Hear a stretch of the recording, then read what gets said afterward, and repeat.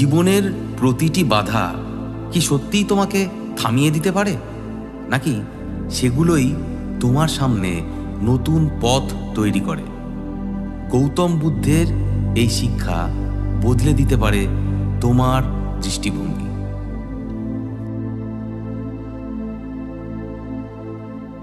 একদিন এক যুবক শোকাহত মনে বুদ্ধের কাছে এল এবং বলল, গুরুদেব, আমি জীবনে বারবার ব্যর্থ হয়ে যাচ্ছি। যতই চেষ্টা করি কখনোই কিছু সফল হয় না। আমি কিভাবে এই দুঃখ থেকে মুক্তি পাব?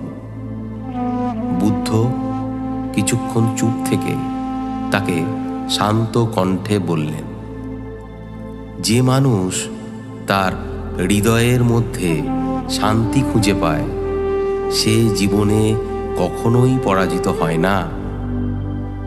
বুদ্ধ তখন যুবককে একটি ছোট গল্প শোনালেন। একটি ছোট নদী ছিল যেটি প্রতিদিন পাহাড়ের দিকে ধীরে ধীরে বয়ে যাচ্ছিল। নদীটা অনেক কষ্টে পাহাড়ের খাঁজগুলো পার করছিল। সেখানকার বড় বড় পাথরকে এড়িয়ে যাচ্ছিল, কিন্তু কোনো বাধাতেই সে এক মুহূর্তের জন্য থামেনি। একদিন নদীটি পৌঁছালো এক বিশাল প্রাচীরের সামনে, এত বড় যে সেটা পার হওয়া তার কাছে অসম্ভব বলে মনে হলো। তবে নদী থেমে গেল না। সে প্রতিদিন একটু একটু করে প্রাচীরের নিচে নতুন পথ খুঁজে নিতে লাগল। একদিন নদীটা দেখতে পেল প্রাচীরের নিচে তার জন্য একটা পথ তৈরি হয়ে রয়েছে। সে সেই পথ ধরে সোজা এগিয়ে গেল আর অবশেষে তার লক্ষ্যে পৌঁছাল। বুদ্ধ যুবককে বললেন, যেমন নদী কখনো থামেনি, তেমনি তোমাকে নিজের সংগ্রাম চালিয়ে যেতে হবে।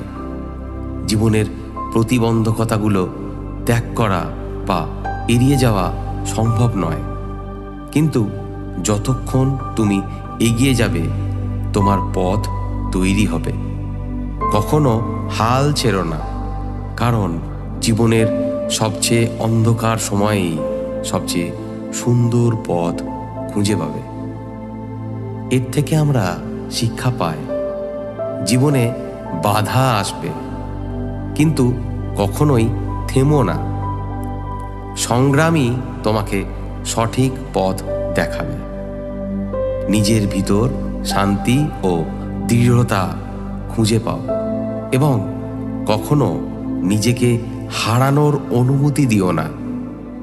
তোমার পথ তুমি নিজেই তৈরি করো।